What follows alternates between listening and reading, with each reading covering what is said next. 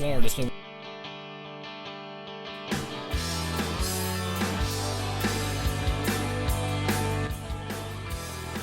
hello, everyone, and welcome. You have chosen the SCS City Sports Podcast, your destination for local sports news, be it high school, be it professional, or whether you just want to listen to us ramble on about professional wrestling or old Seinfeld quotes or crazy movies that we all like. Welcome to the SCS City Sports Podcast, brought to you by the fine folks at Gary Thacker Insurance over at 2382 Battlefield Parkway. You can reach them at 706-866-8283. Also, the Chattanooga Flower Market, 8016 East Brainerd Road, 423-899-2440. Phil's Primetime Pizza down in beautiful Chickamauga, Georgia, 122 Gordon Street. That's 706-375-4448. Our good friend Greg Payne, host of Restricted to the Dugout with Greg Payne and the Payne Mortgage Team. You can reach them at 423-645-9404 for all of your mortgage needs. And finally, Choo Choo Barbecue, who make it possible for us to bring you the scoreboard on Friday nights. The Choo Choo Barbecue of Chickamauga scoreboard. You can reach them at 12960 U.S. Highway 27 at 706-375-7675. And as Ringo Rob likes to say, you don't know Q until you know Choo Choo. We also want to say a special thank you to Matthew Mays and the good friends and members of Jupiter Coyote, one of our favorite bands, and they provide the music for the show. Those guys have always been great to us, and we hope you guys will reach out and try to check out their music as well. So sit back and relax and hold on, and we'll see where we get to. Like a blessing or a curse.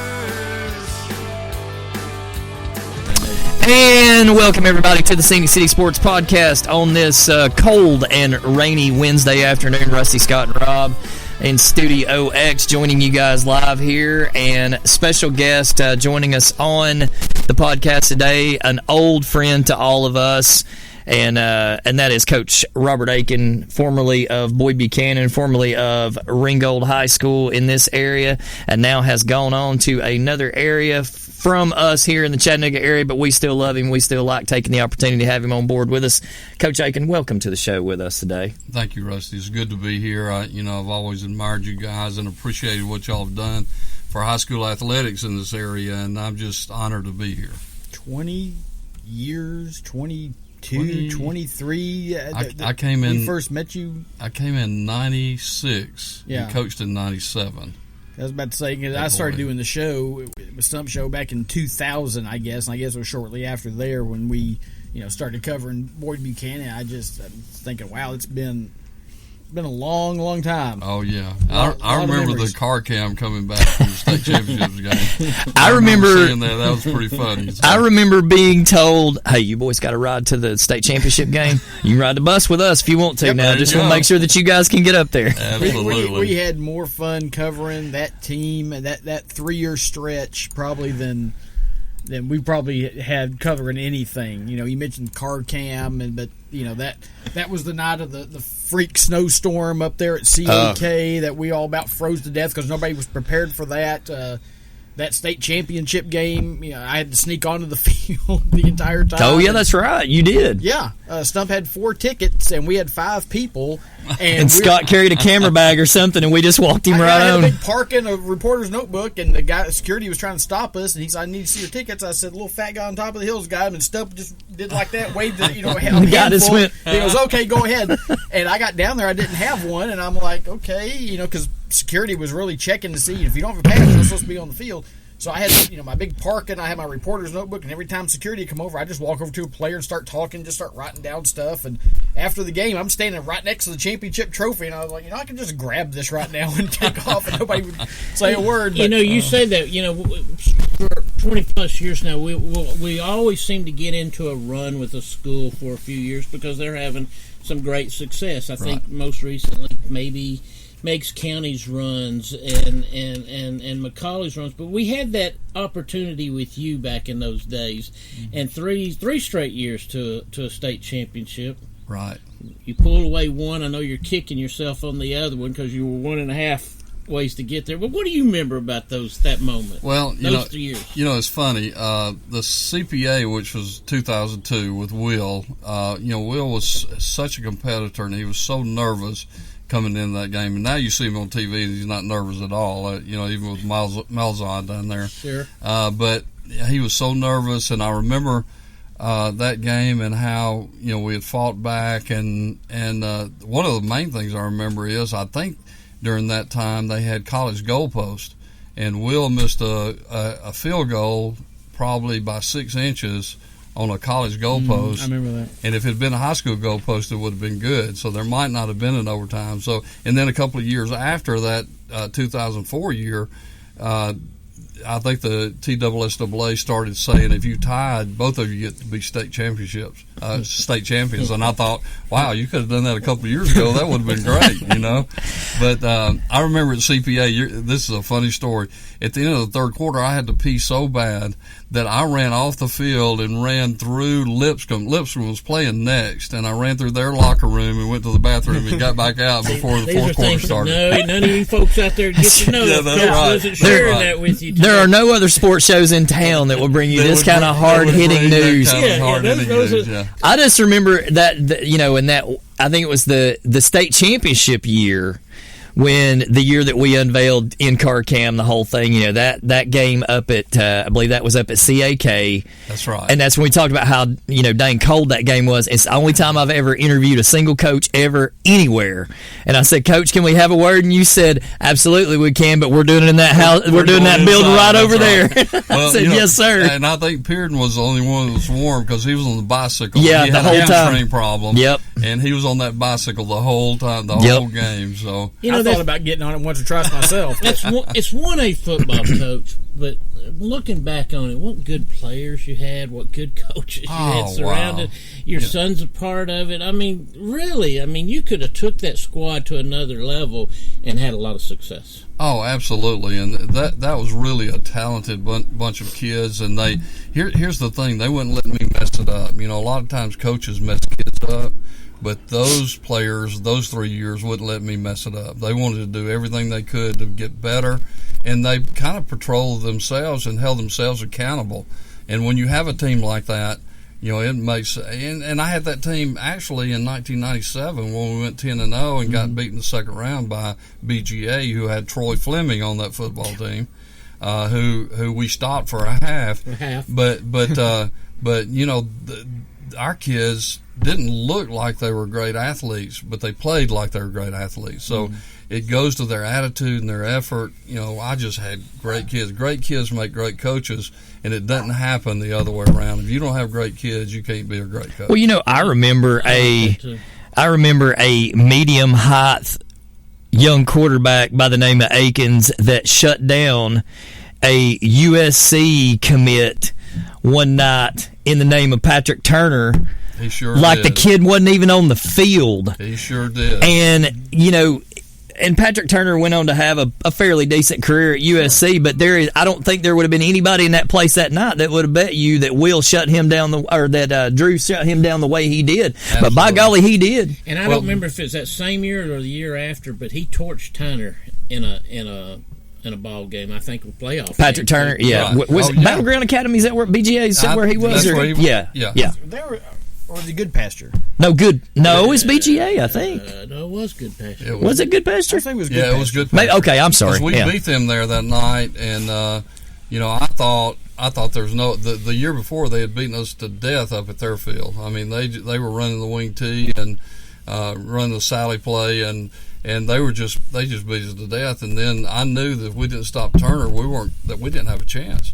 And so Drew came in and shut him down, and there were a lot of, but we put pressure on the quarterback too. But somehow we won that game in a game that I didn't think we should have won, probably, except our kids just willed it to happen.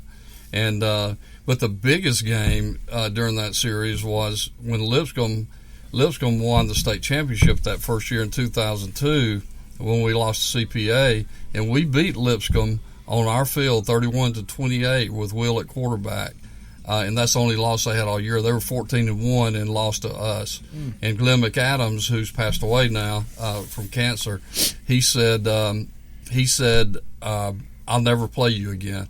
And I said, Glenn, we got a pretty good football team. But he said, that's so embarrassing. We'll never play you again. But he won the state, and I wanted to hang around after that state championship and said, and just tell him, how does it feel to be the second best team in Yeah, I mean, in to know that we beat you. Yeah, that's right. Well, I remember Scott and I seeing you, after that nice little run that you guys had together. Scott and I saw you one night over at Boyd Buchanan for a Boyd and Tennessee Temple basketball game. And I remember, it was kind of the spoils of victory. You were working on the schedule for the upcoming school year, and it was like you were playing Knox Fulton, and you played who was the big 5A? Cookville. You were playing the 5A school, and you were like, we can't find any other games. Yeah, I mean, we played Baylor. Yeah.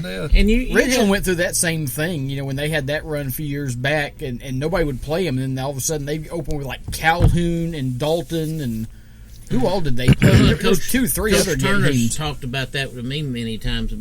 He says, I'm still having a schedule like we were the '99 state champions. Yeah, absolutely, and we did reputation. too. The biggest mistake I ever made was we had done a jamboree with Tyner the year before we played the disaster year is what I call it.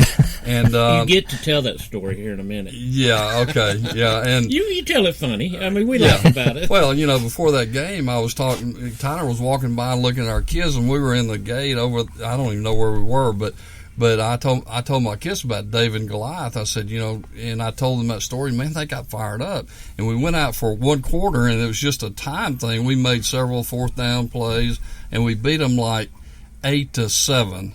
They were ahead 7-0. We scored then. I said, we might as well go for 2. Even if we get beat, we've won. Yeah. And so we scored and beat them 8-7. And man, Sam Woolwine he wrote in the paper about David and Goliath. And then Coach Turner called me in the spring, and he said, hey, would you like to play? And I was pretty cocky. I said, yeah, I'll play you. And that's when he had Hughley and the kid that went to Vanderbilt. And so he beat us 95-3, and then he walked across the field at the end and said, I didn't mean to run the score up. And I said, Coach, it's a good thing I'm in a Christian school. I said, you can't tell me 95-3. We were ahead in that game, by the way, 3-0. There you go. That's Somebody take a picture of the scoreboard. That's right, 3-0. What was the discussion? Was Rancher DC at that time? Yes, he was. What are you telling him or asking him? Can you give me anything, Coach? Is there anything you can do for me?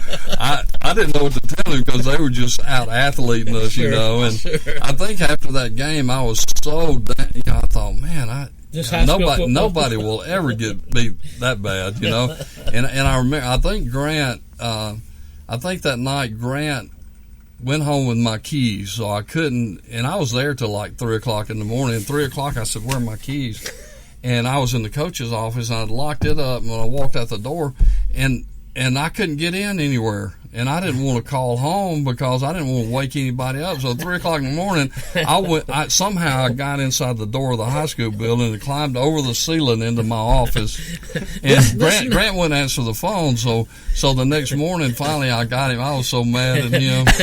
This not just it just kept going on. It just kept piling on that one. I haven't heard that story in a long time. You can't make it up. Yeah. You can't make that up. No. Man, but apart from the 95-3, just the coaching staff you guys had for that run and what they were able to go on and do in their own coaching's tree, Oh, absolutely. Bobby Milam was part of that coaching staff, and Todd Rowland and Jimmy Parker and Grant was part of that, and we just Charles was there. That was a great group of guys that were great motivators and influencers. And Bobby was so OCD. He had a blocking scheme that he brought from Red Bank, and his blocking scheme was, this is the way you got to do it. And if I'd say, why don't we block it this way? He'd say, Coach, you can't do that. That goes against the scheme. And boy, I would get so frustrated at him, but I loved him. But he was the one after we won that thing where I'm looking Bobby Milam up. So let's make one more note of something that the three of us we probably haven't watched a better play be pulled off in high school and have a better name than 50 Nasty. 50 Nasty. We celebrated that as if we were a part of that. Because we were. We were. Me and Rusty called it. I was going to say, don't you know that? Yeah. They gave us the They headset. gave us the headset to call it. So what do you want to call it? Like 50 Grant was like, here. Tell us about that play and how y'all come up with that name. It wasn't y'all came up with it. Charles Y'all. Fant came up with it. All right. And I thought, this thing will we practiced it, and I said, this thing will never work. And then we were in the game, and I can't remember who it was in the first round, I think. it was a Coalfield. Coalfield, yeah. And I remember running the curl and flipping it back, and I remember Pearden, taking the ball, and I thought he was going to pitch it to Drew. I think Drew was in that group, so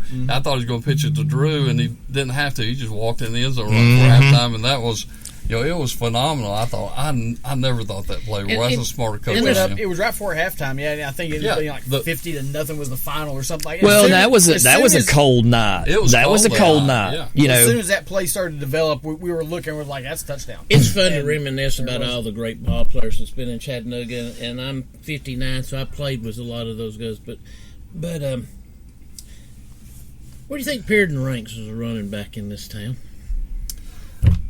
I would say in the top 5 at least. He was good. He was good. He was an accomplished running back. And he played during an era where there was, you think about it, there was a 5-year stretch right there where you had Blake Foster at Ottawa. Right. You had Michael Davenport at Central. You had Matt over at y'all's place. I mean, there were several, and Gerald Riggs around that same time at Red Bank. Joseph Rutley over time. Baylor had some. Baylor had Courtney, and then what was the Isbell kid, Mike Isbell? The big back that went to Tennessee. There were a lot of good running backs at that stretch in Chattanooga. East Ridge might have had one or two too. That was Charles White and Ant Anderson was during that stretch, and I mean there was some really good. But with all those talented guys that we just named, that young man that played for Boyd Buchanan could step on anybody else's he could have played. You could have put him anywhere. He could have went anywhere in Chattanooga and played. He could have. I was high on the kid. Yeah, he was a really great running back, and I tell you what made him a great running back was that offensive line. But Matt Henley was a fullback then. Yes, he was. And Matt Henley was as tough as any player I've ever had. Well, me and Rusty's talked about that, even going back to Emmitt Smith playing for the Cowboys,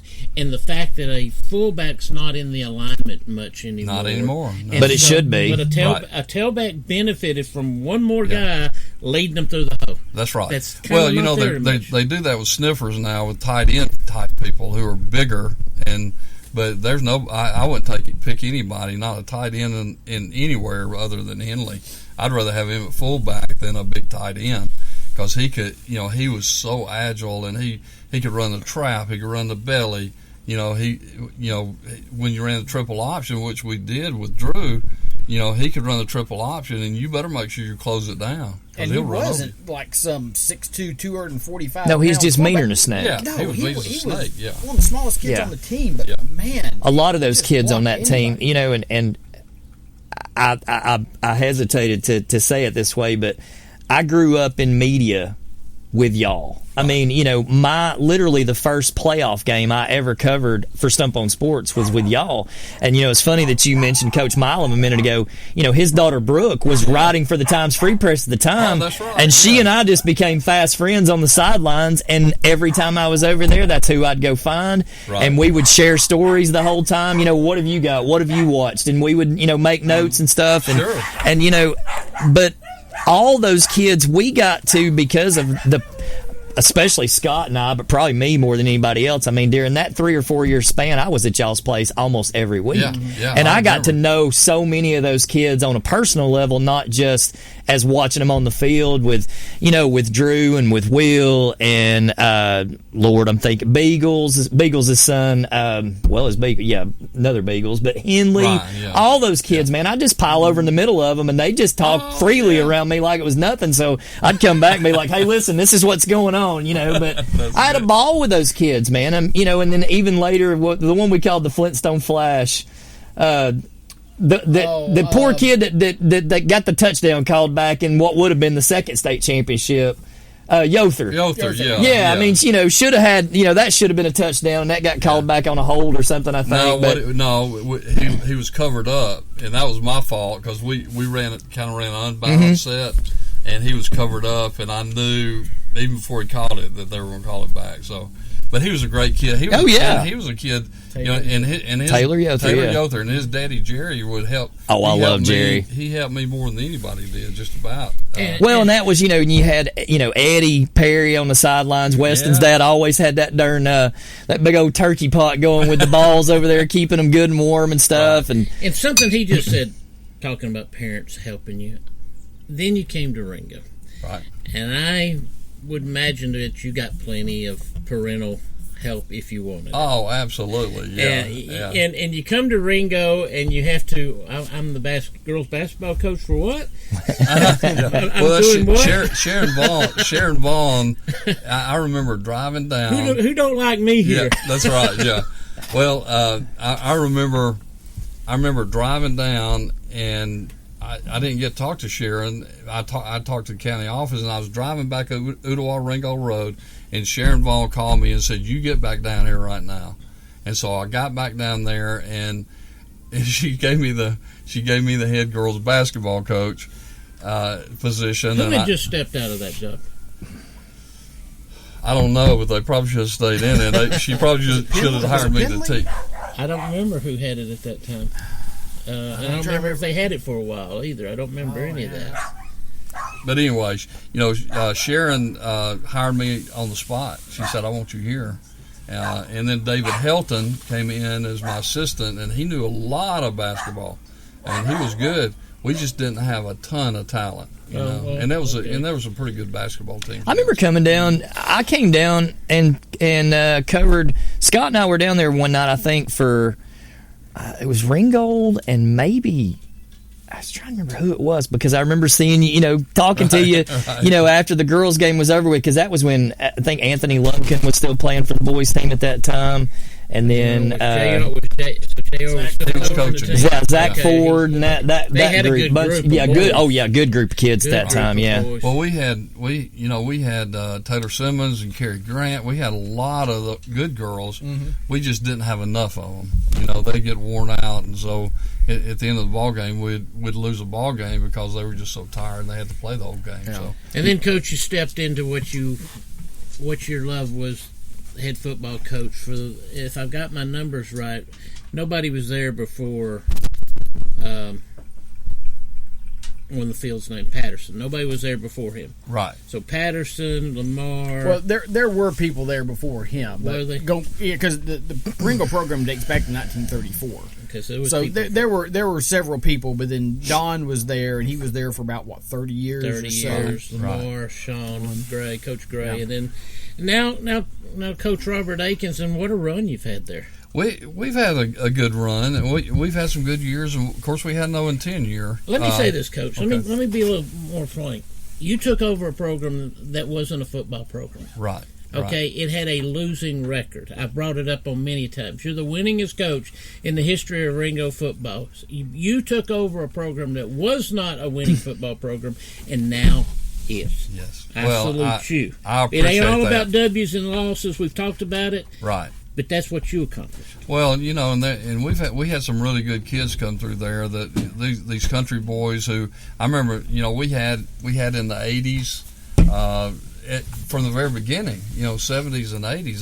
That's a pretty good group to come in with, and then I had some great coaches there. Courtney Braswell coached with me down at Ringo for a while, for a year or so. You and a lot of other people. Yeah, and.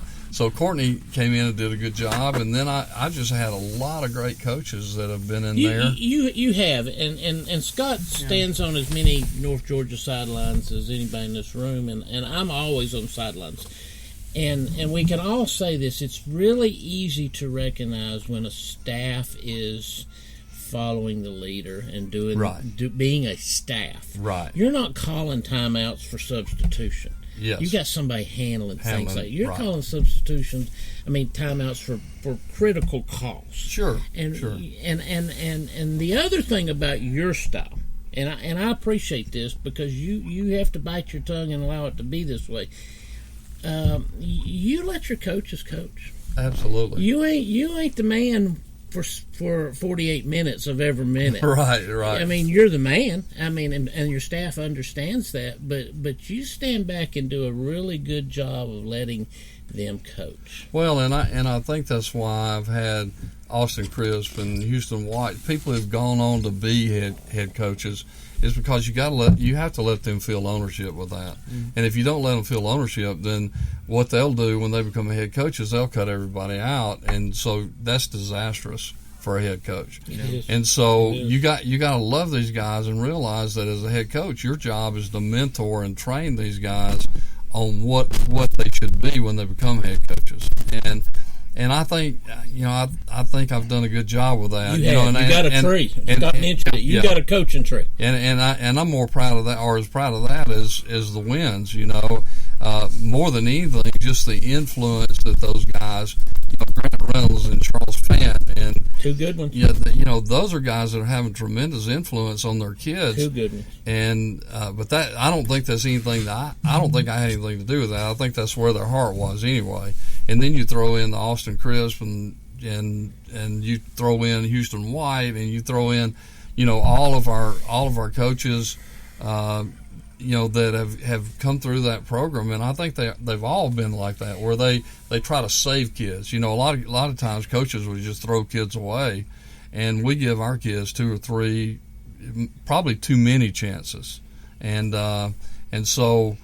But you do that because you love the kids unconditionally, and you try to say. And if you save one or two that would normally have gone down the wrong path, that's what you've done your job. Well, you didn't start that last year. That was embedded in you, I guess, when you got in coaching. I think it was. I was a little bit arrogant at the beginning, to be honest with you. I think all young coaches are, and think everything. You're gonna change the world, and you're gonna be the next Bear Bryant or Nick Saban or whatever. But I think you come to a realization that eventually that it's really all about the influence. My dad died when I was 2 years old, and I had 6 brothers and sisters, and we were poor as we could be. But I always had coaches that would encourage me. One was a coach named Noel Akins over at Marshall Academy, who later became a state representative. He's passed away now just last year. But I remember him holding me accountable, and I remember going to the VFW and drinking a beer and having my letter jacket on. The next Monday, he calls me in on the bus, and he says, "I heard you've been hitting the ball a lot lately." And I said, "Well, no, sir, not a whole lot." But and he told me how discouraged the people who had paid my way to go to high school at Marshall Academy, how discouraged they would be if they knew that happened. And then he proceeded to whip me with a board that was about 2 foot long and about 8 inches wide. Holes drilled in it. Yeah, I had holes drilled in it. And not have the news called on it. Yeah, and there was hamburger meat coming through it at the end. So, that kind of thing. But, coaches their whole job is to positively influence kids. Let me say this. Let me ask you this question. You've been coaching a long time. And I played for what I would say was old school coaching. Mm-hmm. And I've watched a lot of things change. And I've watched some things change for the better. And I've watched some things I say, I don't know how much better things are. One of the things I think's better is from our day of playing to now, it's believed that a hydrated athlete will perform better than an unhydrated athlete. That we grew up with that philosophy. And coaches that coached us grew up with that philosophy because they were taught the same thing. Yeah. But from your tenure of coaching, what's some of the most biggest things that have changed? What you're talking about is a big thing. It's a huge thing. Not taking salt tablets at the end of a practice, which was probably the worst thing you could ever do. And no water. Told that you getting in shape. Funny story about that, and then I'll continue on. I had a kid down in Mobile named David McNew who we were practicing 3 a day. That's how tough we thought kids had to be. We're going to go 3 times a day, not just twice a day. So we'd go in the morning, and then we'd go, in the mid-afternoon, then we'd go at night.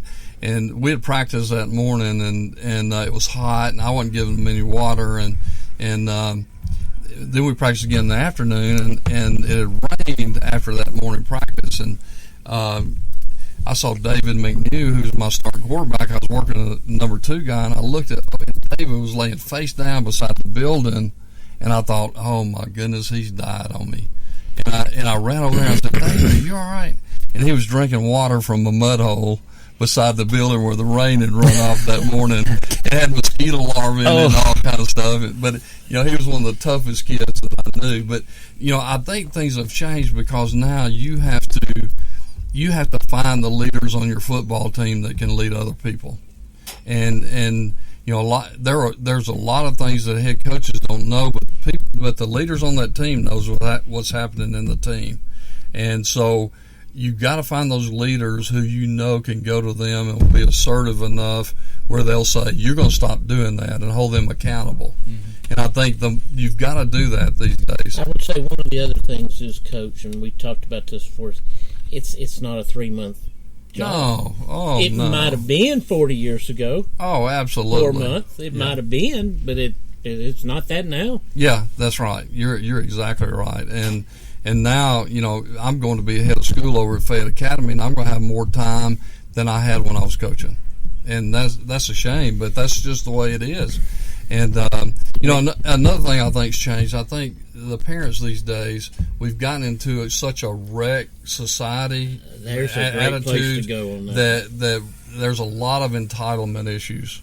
Everybody parents. Should play. Yeah. And parents, a lot of parents aren't realistic about the abilities their sons have. And so, if they would here's what I'd say to parents. If you just give those kids to the coaches that you trust and let them try to grow them up to be the kind of men they're supposed to be, you've succeeded in what you're trying to accomplish. Mm-hmm. And you can still do the things you need to do at home, but just support the coach where he can grow that kid up. Would you say that a parent who's played the sport understands what you just said, or disagrees wholeheartedly? I think most of the people who played and are realistic about playing and what sacrifices they made to play and what talent they had, I think they understand it. There's some that may have forgotten about that, and that's when you get into the entitlement issues. Because I think sometimes parents think because they were good, they want their sons to be better than them, which all parents want, True. Sons and daughters. True. But they're not realistic enough to say that they're not as good. Well, my parental philosophy is the same as my coaching philosophy, and it's always been if I teach my boys exactly what I need to teach them, everything else will work itself out. And when I say that, what I mean is high character kind of things. When my boys walk out on the golf course, the one thing that we're going to do is we're going to represent right. We're going to have our shirts tucked in. We're going to look like something. We're going to have our hair brushed. We're going to be clean shaven. We're not going to walk out there and look like a bunch of hoodlums. Right. And if we do those things, everything else kind of comes off that. And it's the same way I am with my own kids. I mean, if you teach your kids how to act right, everything branches off that. If your kid has the proper behavior, they'll go be a good student in school and stuff like that. And it's all in that one package. Yes. that starts with, are they getting the right kind of mentorship that they need? And if they are, everything else will work itself out. And you set the expectation by doing that discipline where the expectation is going to be high. And in football, if the expectation is high, then you've done all you can do. One thing that over my 40 years, I've done it wrong for probably 38 of those years, because I'd always talk to my kids and put pressure on them, which you should never do as parents. But I'd always put pressure on the kids by saying, if you don't win this game, we can't go to the playoffs. Now, you think about the pressure that puts on a kid. And so now we've got to a point with, like, Extreme Ownership is a big book with us, Jocko Willinks and Leif Babin. And Extreme Ownership says, you tell your kids, you ask your kids, did you do the best you could do? And if they say, yes, I did, and you get that 100% out of that kid and you get 100% out of your team, then that's all you can do, win or lose. Yeah. So quit looking at the scoreboard and start getting your kids to give 100%. And give 100% of your kids to give 100%. Coach, one of the greatest games, and I've got the privilege, we all have of seeing great golf games, but a few years ago at North Murray, what a ball game for the Ringo Tigers. And I'm gonna set you up here. y'all played pretty bad the first half. We did. And they didn't put you away. But we got the privilege of speaking at the end, and you told the story of what was done at halftime, and I'm going to let you break that because I said you need to bottle that up. Oh yeah, you need to patent that. Yeah, that was an outstanding night, and we that whole game, North Murray, Coach Pogue is a great coach. Let me say that. I very think, offensive minded. Yeah, he's very offensive minded. He gets these kids to play hard, and I had a my kicker at that time. Good kid. Yeah. Good kid. He loved the football team, and he would always, he would always give his best effort. But I told him before the game, I said, you're gonna have a chance to win this tonight. And I really believe that because I thought it was going to be a close game. And he did. And he did. He kicked that 40-yard field goal with plenty to spare.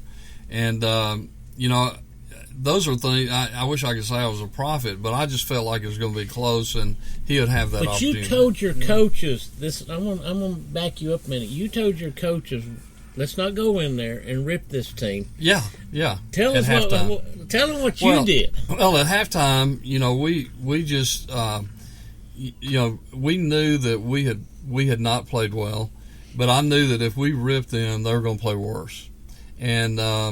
And so we went in there at halftime, and I told all my coaches, I said, you go in there and you encourage them and say, I know what you're made of, and I know that what kind of performance you can have in the second half. Let's forget about the first half and just go out and just let it loose in the second half. And what a domination. I mean, and they gave a good fight in the second half, but I mean, my gosh, it was where you couldn't get a first down going in the first half, and they couldn't stop you in the second. No, they could exactly not slow you down. Couldn't stop. They couldn't stop us, and it helps to have a Peyton Williams on your team that could break an 80-yard run, and outrun everybody. And we had several of those, but at the end, just being able to have a chance. We had an interception. They threw the ball, and we intercepted it like on the 40-yard line. And then Peyton probably had his best run of the night, where he gained about 12 yards and made it a 40-yard field goal. So, it was just it was an outstanding night, and that was one where we won the team of the week in AAA in Georgia, which was pretty exciting. And as let well. me ask you this: 25 years behind time, if that would have been the same scenario, would you have told your coaches to treat them that way, or would you might have gone in there with that brimstone and fire? Hellfire and brimstone. Yeah, that's what we always did. And I could do it. It's funny, you can do it with certain kids, and there's certain groups you can't do it with. And so first of all, you got to know individually what motivates your kids, and collectively how they respond to that. I think you still do that some with kids if they were raised that way. If a kid that's raised on a farm and has to go slop the hogs or milk the cows, that kind of kid, you can really get on to him and he'll respond typically. Now, a kid who is, who with helicopter parents, that always hover over them, those kids you can't do that with anymore. You've got to put your arm around them and say, hey, honey, we want you to really do better. But we did that night at North Murray just because, I could see in our kids' eyes that they were so defeated and devastated because nothing would work. They knew they didn't play well. And they knew they didn't play well. They needed to be built up. They needed to be built up. And I think a good coach decides when you rip what's the best time to. Yep, exactly. Let me take you back 10 years ago this year. You guys, arguably the greatest Ringgold team in history, by a lot of people's standards, make a run all the way to the Final Four, and not for one great player on one great team. You guys might have been playing for it all. Right. Just to talk about that season and what it meant for you and for the city of Ringgold. Well, this was a group of kids who, Slade Dale had come in his freshman year, and Johnny High School. He came. Yeah, he came. Reminded me of. Yeah, he came in, and he could have gone to Calhoun. He would have been a player at Calhoun too, but he came in. We had some offensive linemen like Zach Shahan and Ryan Emmer and Durbin, and then we had D.L. Goins and Kyle Scholl, and we just had some great kids who. Kyle Shaw, who was announced about every time the announcer said on the tackle. Oh, absolutely. You heard his name. And we went through that year. And of course, we lost to Central Carrollton early in that year, 16-13, because we played awful, and got a chance to play them in the third round. Yeah, and destroyed them. But that group of kids just they were just fun. They were, and to be honest with you, they were kids that are on the edge some. I remember meeting them on a Sunday morning at 5 o'clock and making them roll because they'd gone to a party the night before, and I'd found out about it. So we met at 5 o'clock, and I remember Zach Shahan rolling 50 yards, and he was throwing up before about 5 minutes. That kind of thing. But that whole group. They wanted you to discipline. They wanted you to have a high expectation for them, and so every time we went to practice, they were competing, and so those kind of kids, you can, as a coach, you can hardly mess them up if you just listen to them as a coach and not think you know everything. You can listen to them, and they'll lead you instead of you leading them, and that's what that group did that year. And you had one of the most incredible playoff games most people have ever seen, that one against North Hall, I think it's 55-54, to win that one, and then to springboard into, because you beat Central Carrollton, and you beat Cedar Grove before Cedar Grove became the Cedar Grove of today. But just tell me about that first playoff win, obviously. I mean, it's one of the highest scoring games in Georgia history. Yeah, the North Hall game was an amazing game. Bob Christmas was the head coach there. Bob Christmas is a legend in Virginia and also in Georgia. And so he was. It's funny. The principal for that school was a guy named Gary Brown, who was my college roommate, by the way. But I think he'd already gone by the time we played them. But I was talking to him about them. But that game, they had a quarterback that was outstanding. I don't know if y'all remember him, but he might have been the best, toughest quarterback I've seen in a long. He was as tough as Slade was, and so it was just a battle between those two. And I remember one time toward the end of the game, Kyle Scholl, we were trying, we were trying to score to get, because it went back and forth the whole ball game. And Kyle caught a pass across the middle and got hit so hard, I thought we were going to have to call an ambulance, and he popped right back up. And I thought, wow, this is something great that's going to happen. But sometimes you need to be lucky, but more than good, because I remember at the end they got a 5-yard delay of game penalty that backed them up right before the field goal that hit the crossbar and bounced down. And so, but that game, that's when we put the Tiger out there and hang the helmet on there. We hung North Hall's helmet on there, and I thought, wow, it's going to take a fantastic effort to beat these guys, and our kids gave it. And our mentor and beloved late friend Stump Martin commented, I know all of us here will remember that, when he went to the Final Four, he said that's Coach's best coaching job he's ever done. And he knows you want a state championship at a single A. He knows that, but he's stepping out and saying, no, that was bigger. Your thoughts? Yeah, well, Georgia's a bigger stage for sure. Absolutely. AAA football in Georgia or 4A football in Georgia at that time is tough. So, I tend to agree with that. I think the Boyd kids, I think we did an okay job coaching, but I think that their expectation was high. I think the 2013 group was really high too, but to do that with the kids we had going to the that was a mountain. Yeah. You were climbing a mountain for sure, and these kids didn't blink. They didn't blink. The Cedar Grove, I remember the. Would you say they just didn't know that they weren't top four? Unworthy from that standpoint. Well, they didn't know that. Yeah, you're probably right, but I think they could believe they could be. I mean, we couldn't have beaten Cedar Grove and come back and Cedar Grove they had some athletes now, and we were running the midline that night, and they didn't know how to defend the midline. Sosby hit the kid that went to South Carolina. He's a linebacker. I can't remember what his name. He hit him in the first quarter, and that kid checked out. So that's how hard our kids were playing, and then to come back, and of course J.R. Jones and I went down to Rome to flip with Carrollton because we were both the same seeds, and so I remember going into a Books A Million down there and flipping a coin in Books A Million with the head coach, and I said, okay, you flip it one time just to see who can call it. I'm going to let you flip it, and you call it. So he called heads and won. So he called it again. He lost the second time, and we played at our place. So So you're flipping that coin with Carrollton. We're flipping the coin with Carrollton. And that would have been Rico Zachary. That wouldn't have been. I was thinking Jimmy Sprayberry's cousin, who coached down at Carrollton all that time. Oh, Ray Van Teek? No, this is Central Carrollton. Oh, Central Carrollton. Yeah. Not Carrollton. My fault, Jimmy. But it was kind of neat because Ringo beat Central that year, and the year before, or the couple years before that, Ridgeland had beaten Carrollton.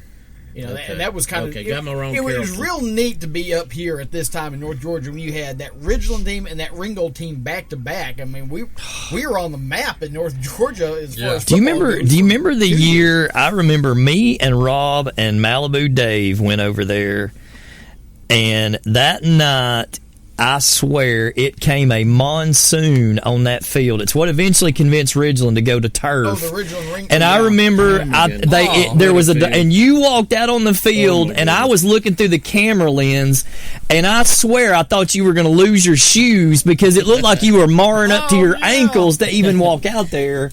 And that's where Martez. That was Martez Eastland, and coming out of the end zone at the end of the game. And I asked you this because moving the football either side was atrociously hard. Awful. I asked you this when you were down deep in that thing. Did you ever consider punting on second or third down and just being done with this field possession? Right. And I don't even remember your answer, but I thought I would have. Well, with Martez, I hardly ever thought that because I thought Martez, as big as he was, as strong as he was, I'm not sure he got the football. I'm not sure he got it. If you look back, we looked at it on film. I don't think he got it. I think it was on his hip.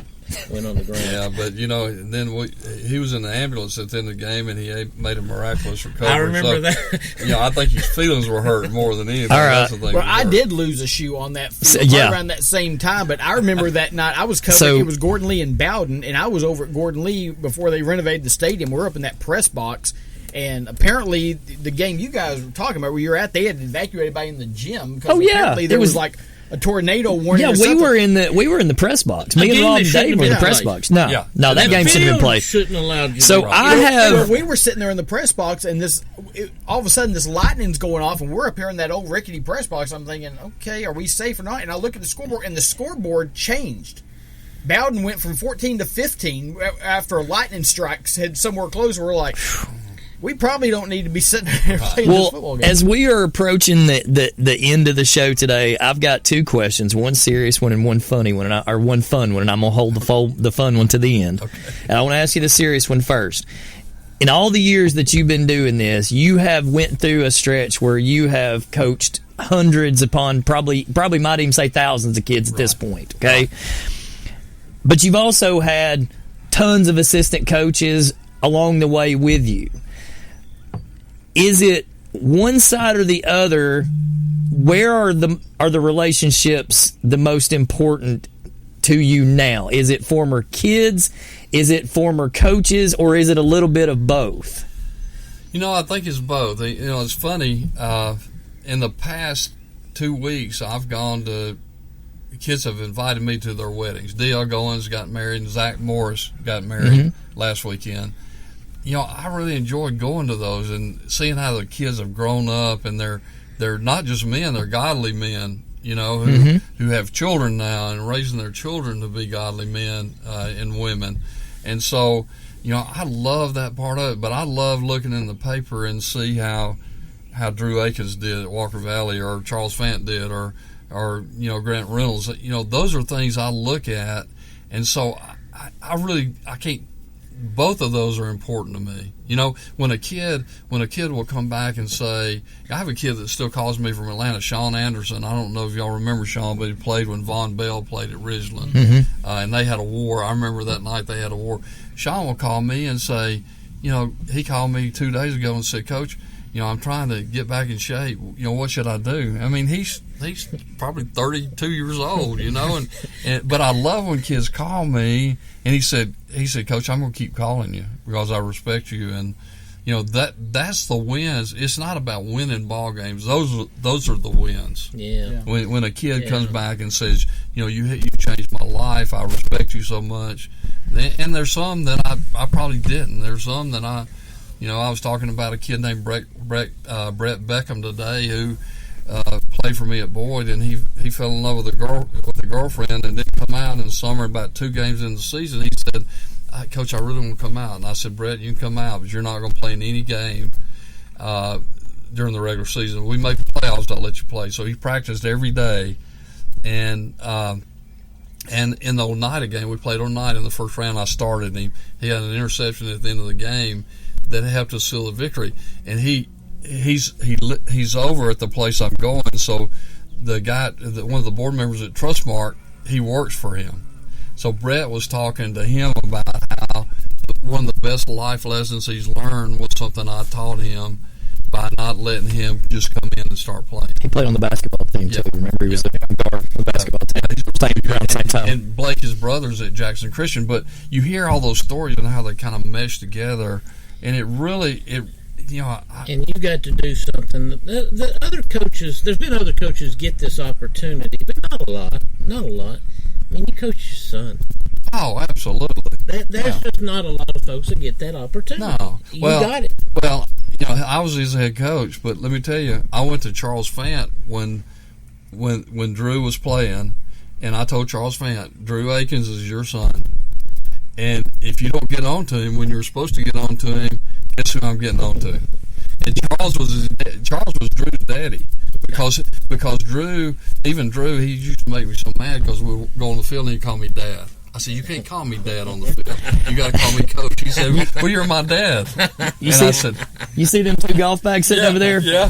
The one on the left-hand side's mine. Right. The one on the right-hand side is my son's who plays for me. We have that conversation regularly. Well, call me Dad out there. Here's the funny thing. He's telling that story, but see, that story got to continue as they went home that night. Oh, yeah. Yeah. And they never got off the field. That's right. That's right. And I was asking, what's the relationship with Drew like now? Now he's a head coach. Now he's had success. I mean, what is the dynamic? I mean, it's going to change obviously because you're not going to be coaching anymore. But what's it like? How do you talk now? And how much were you talking during the week about the different games and stuff? Well, you know, we don't talk a whole lot about X's and O's. I can see how much he hurts when he loses a game that he thinks that he should have won or he could have done. And he's pretty critical of himself. And I was that way too. You know, that's why I'd watch film. He hated it when he was growing up. We'd watch film. I'd watch the same play 30 times. And he said, Dad, I can't do that. But now I guarantee you that's what he's doing. And I bet he says golly out on the field because they used to make fun of me saying golly out on the field. So, you know, we have a really great relationship. We don't talk a whole lot about X's and O's. Sometimes he'll call me and talk about, you know, how do you run the power in this situation, or I would ask him a question. But it's more about how the kids have changed, how the parents have changed some, you know, those kind of things. And those are dynamics that, you know, if you can get a kid to give you that 100% effort, you don't have to worry. You don't have to worry about winning and losing. The wins are going to take care of itself. I agree. Those are the life lessons that a father can give a son. Those 40 years of difference in coaching. I can only imagine some of the parents he's dealt with. And the last one you got on when you went to parents, because Coach, back in our day, again, we're not far apart in age, but parents didn't hover around practice. No. As a matter of fact, let me tell you, didn't even offer coaches a whole lot of help in any other way, and that's a good thing. Yeah, because you have such support. And me and Scott's talked about this many times. You show up down there at Ringo, I say, you know, Robert's got to worry about a ball game tonight. he ain't got to worry about 5,000 other things that's going on here because there's so much support, and that's a good there thing. is. That's It's the a good great. thing. The Ringo community is a great community. The Boyd Buchanan community was a great community. You know, and I think you got to have that. But I think you're right. I know growing up when I'd get. Coach Phillips would whip me at school in the 8th grade. He'd put me beside my best friend because he knew we were going to talk, so he could whip both of us. And so Coach Phillips was a tennis coach and a football coach, and he'd whip us. And I said, whatever you got to do, go ahead and do. But my question to him would be, are you going to call my mother? Because that's what I wanted to know. He could beat me to death. Just don't call mama. She didn't call my mother. Now, this day and age, a lot of times, to be honest with you, the parents take up for their kids when they really shouldn't. Yes. And they make excuses for their kids. And that bothers me because if a kid has to rely on his mother or father, they can't do that all their whole life. No. Well, at some point, you got to let them fail. You got to let them fail. Yeah, you got to let them fall on their face. You can't grow unless you fail. And the other thing that you're hitchhiking on there, Coach. Back in the day, when ball players got in trouble during the day, they were sent immediately to that coach to resolve things. Absolutely. Not the other channels that go on nowadays. No. Not all the other channels. And the coach sometimes is fourth in line. Yeah, that's right. That's right. And that's sad.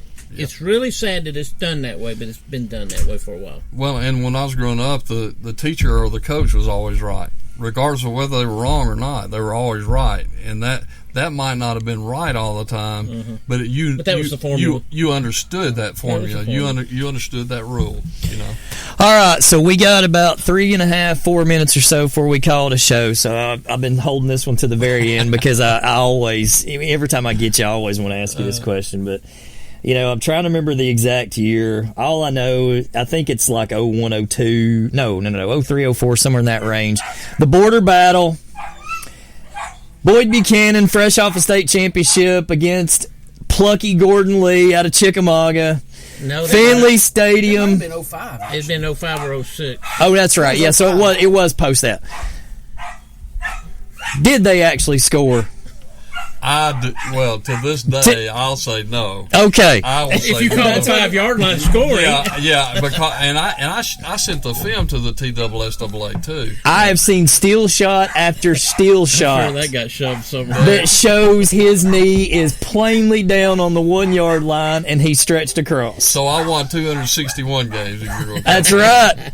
But I just won a few more than I lost. But that should have been a win. I'll tell you right now, it's the closest I ever come to getting in a fight with a fan on the sidelines that night. I had a overzealous fan of Stump on Sports got right in my grill yelling at me about picking against Gordon Lee, and if it hadn't been for Brent, our cameraman had me by the belt loop and started tugging me backwards. One of y'all was filming up on that end of the field. Who was filming?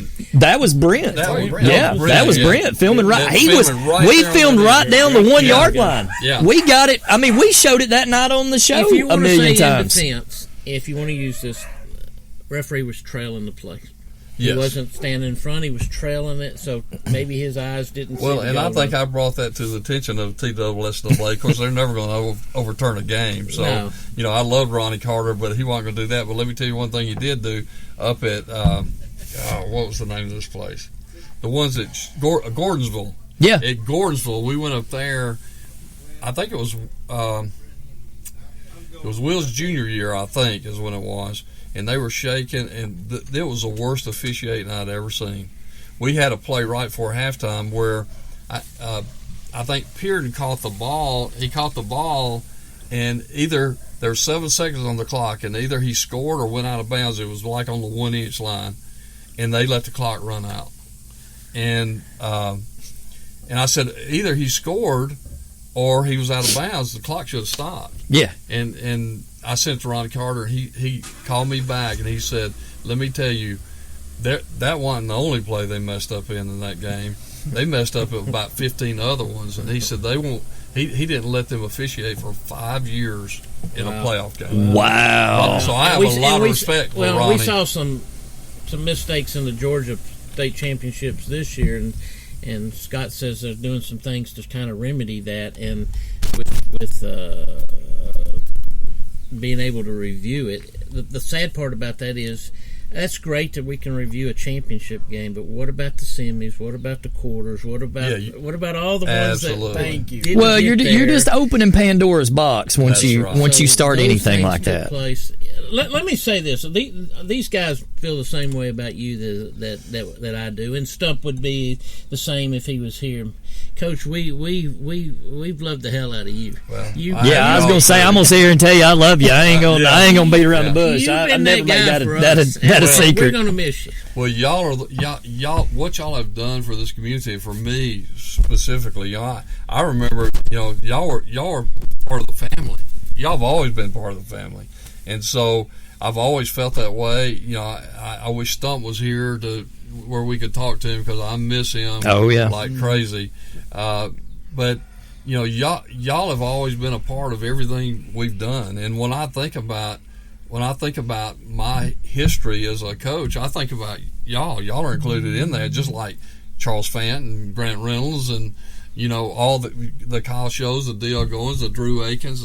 That's the way I think of it. And Well, I will tell you that one of my most prized possessions, and I still have it to this day, and it is. I actually went in there earlier, was going to see if I could got find, one, too. and I can't remember where I've got it. It's somewhere displayed in my house, but I still have one of those Blue Cross Bowl state championship black rubber bill hats that Did you you gave. really? Yes, you gave us all I one got at one, the too. at the Boyd Sitting in the Buchanan house. banquet, and I have that, and I also have in the. I actually know exactly where it's at because I've got a ball with it in the box.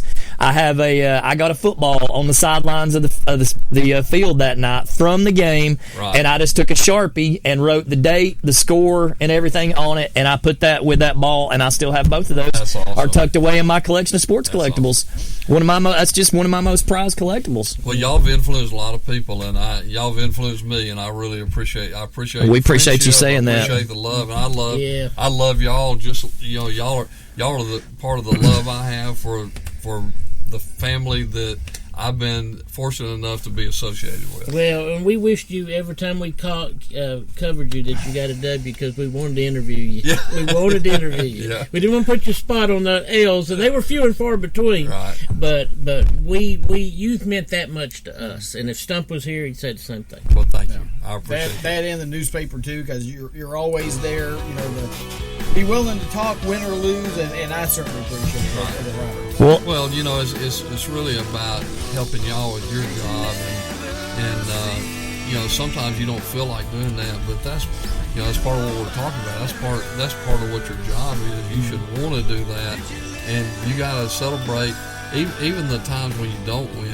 Your kids laid it on the line for you. Typically, there hadn't been many times where a kid hadn't laid it on the line, and so you try to celebrate even in the losses sometimes. Well, folks, that's going to do it for the Scenic City Sports Podcast today. You can't end on a better note than what Coach just said right there. I think it's okay that we can go ahead and let this out of the bag. I don't think we're going to make Greg Payne mad by letting this out. But look for Rob, Scott, and myself, along with several others. Do we know the date on that for sure, Scott? You know what I'm talking about. May 7th. I think we're filming May 7th. Yeah, May 7th, we will film the Payne Mortgage Team podcast, and that day it will be a retrospect and memoriam for Stump Martin. We'll all get together. We're going to tell some stories. We're going to make everybody laugh. We might even shed a few tears if we get a little bit deep enough into it. So, 5-year anniversary. 5-year anniversary. Coming up That on is correct. May 10th. Well, folks, thanks for joining us. Thanks for Coach Akins for coming out and hanging out with us. Don't be a stranger. We love all you guys out there. Thanks all of you for being a part of it. We'll catch you guys later.